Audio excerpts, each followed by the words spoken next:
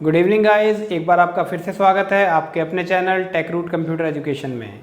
जी हाँ गाइस, आज हमारी सी की नेक्स्ट क्लास है। कल आपने सीखा था कैसे हमने एक प्रोग्राम बनाया जिसमें हमने एवरेज और सम 5 नंबर्स की जो सम और एवरेज थे उनको कैलकुलेट किया। अब आज मैं आप लोगों के लिए एक नया प्रोग्राम लाया हूँ जिस प्रोग्राम में थोड़ा थ्योरी भी है, प्रोग्राम तो है ही, थ्योरी भी है। कभी बार हम लोग जो नए स्टूडेंट हैं वो कंफ्यूज हो जाते हैं दो चीज़ों में। सी के अंदर एक बड़ी प्रॉब्लम है, एक आपका सिंपल डिवाइड जो होता है ऑपरेटर, और एक होता है ये, इसको परसेंटेज भी पढ़ते हैं। अगर आपका कंट्रोल स्ट्रिंग के साथ लगाया जाए तो परसेंटेज डी यूज़ किया जाता है, लेकिन अगर कहीं ऑपरेशंस करने हों तो ये कुछ और बन जाता है जिसको हम बोलते हैं मोड। ठीक है, ये आपका डिवाइड का ऑप्शन है। अब आज हमने इनको समझना है, काफ़ी इम्पोर्टेंट है। अगर ये आपको समझ में नहीं आते तो थोड़ी बहुत कन्फ्यूज़न होती है, और प्रोग्रामिंग जहाँ पर कोर प्रोग्रामिंग चल रही होती है और इसका यूज़ हो जाए तो हमें फिर ये भी समझ में नहीं आता। तो चलिए, बहुत आसान है, बहुत ही आसान है। अच्छी तरह से इसको समझिए। देखिए, ये होता है आपका नॉर्मल डिवाइड और ये होता है मोड। इसमें हमें क्या मिलता है और इसमें हमें क्या मिलता है? सिंपल सा है, ये हमें देता है रिमाइंडर। ओह, रिमाइंडर नहीं, रिमाइंडर, सॉरी, रिमाइंडर पढ़ना है इसको। हाँ, स्पेलिंग भी गलती कर दी। ये हमें देता है रिमाइंडर। ठीक है, स्पेलिंग्स को ज़्यादा माइंड मत करना अगर थोड़ी सी इधर उधर होती है तो। वैसे कोशिश करूँगा सही लिखूँ। और ये जो आपको देता है कोशेंट। ठीक है, अब रिमाइंडर क्या होता है, सॉरी, रिमाइंडर क्या होता है और कोशेंट क्या होता है, ये हमने समझना है। जैसे कि आपने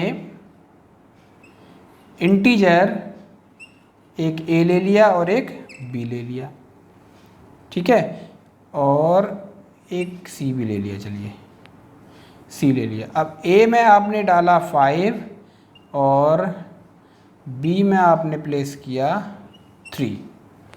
ठीक, अब हमने किया C equal to A divided by B, एक, और दूसरा हमने कर दिया C equal to A modulo B. ये कई बार ऑब्जेक्टिव टाइप क्वेश्चंस में पूछा भी जाता है कि दोनों में क्या आउटपुट आएगी।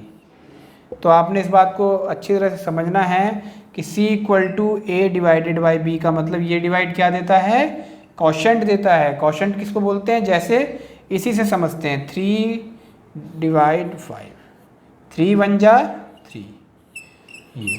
तो ये क्या होता है, कोशेंट। क्या होता है ये, कोशेंट। ये क्या होता है, रिमाइंडर। ठीक है, अब c equal to A divided by B मतलब a, इससे इसको डिवाइड करेंगे, जो कोशेंट आएगा उसको, वो वैल्यू किस में, c में आ जाएगी, 1। क्लियर। और इसके हिसाब से क्या होगा, a मॉड्यूलो b मतलब जब डिवाइड करेंगे जो उसका रिमाइंडर बचेगा वो कहाँ जाना चाहिए, यहाँ आना चाहिए, c इक्वल टू 2। ठीक है, तो आपको कोशेंट और रिमाइंडर समझ में आ गया होगा। वैसे कोई टिपिकल नहीं है, लेकिन कई बार कन्फ्यूज़न हो जाती है। जो नया आप लोग सीख रहे हैं तो उसको समझने में थोड़ी सी दिक्कत होती है। और इस मॉड्यूलो ऑपरेटर का बहुत ज़्यादा यूज़ होता है, बहुत ज़्यादा। अभी आगे जब हम लूप्स करेंगे उस टाइम पर देखोगे आप, इसका अलग ही एक लेवल पर इस्तेमाल होता है। ठीक है, तो ये मैंने आपको एक छोटी सी दोनों में डिफरेंस बताया, और इसको आप याद कर लीजिए, इसको समझ लीजिए। अगर इससे रिलेटेड फिर भी कोई डाउट्स होते हैं तो आप मुझे कमेंट कीजिए। तो इससे रिलेटेड कोई एक क्वेश्चन करा दूं आप लोगों को। चलिए क्वेश्चन कर लेते हैं। इनपुट ए नंबर एंड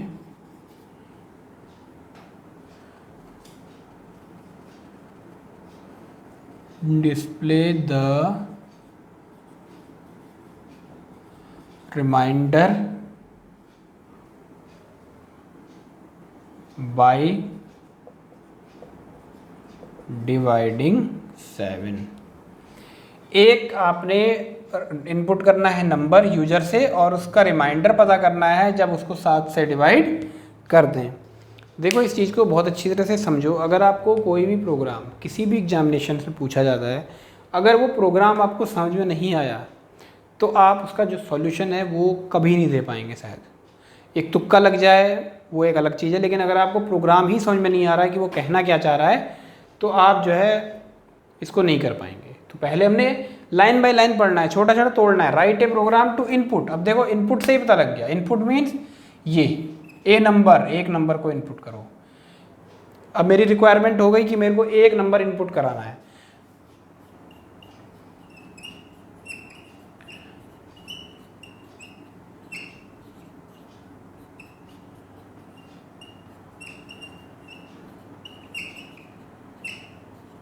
ठीक है, मैंने कहा वॉइड मेन, मैंने एक इंटीजर n, क्योंकि एक नंबर इसलिए लिया क्योंकि उसने बोला एक नंबर लो, ले लिया नंबर। अब आगे जैसे जैसे रिक्वायरमेंट होगी वैसे वैसे काम करेंगे। मैंने कहा printf inter any number scanf %d address of n में नंबर चला गया। अब क्या करना है हमने, n में नंबर गया and display the remainder display करना है बाय डिवाइडिंग 7। मतलब हमारे पास एक वैल्यू है 7 से हमें डिवाइड करना है, जो उसका रिमाइंडर होगा वो डिस्प्ले कर देना है। अब रिमाइंडर हमें पता होना चाहिए कि मोड से मिलता है। बस आपने एक rem रिमाइंडर का वेरिएबल ले लिया। आपने कहा rem remainder equal to n modulo 7। User ने प्रोग्राम में दिया हुआ है, आपने 7 से करना है। 7 से डिवाइड करोगे, जो उसका रिमाइंडर आएगा वो आपका एक वेरिएबल आपने लिया रिमाइंडर, उसमें चला गया। अब आपने सिर्फ उसको प्रिंट करना है, क्योंकि उसने बोला है डिस्प्ले करना है, तो हमने बोला printf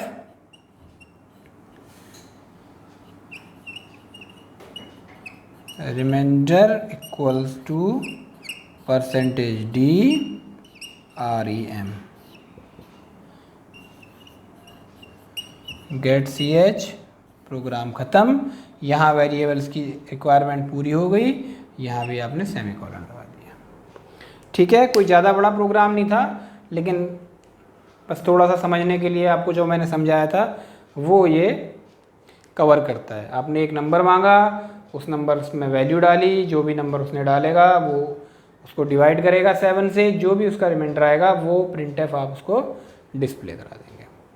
ठीक है गाइस, तो आप लोगों को मैंने कोशेंट और रिमाइंडर निकालना बताया, ऑपरेटर बताए, एक डिवाइड और एक मॉड्यूलो या मोड बोलते हैं उसको। अगर इसमें कोई डाउट है तो आप मुझसे ज़रूर क्वेश्चन पूछ सकते हैं, नीचे कमेंट में पूछिए।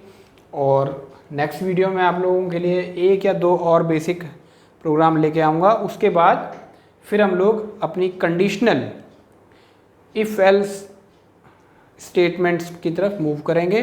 पहले उसको थ्योरेटिकली समझेंगे, उसके बाद उसके क्वेश्चंस बनाएंगे। उसमें काफ़ी क्वेश्चन पूछे जाते हैं उस सेक्शन से। तो चलिए ठीक है, नेक्स्ट वीडियो मिलेंगे, तब तक के लिए थैंक यू सो मच।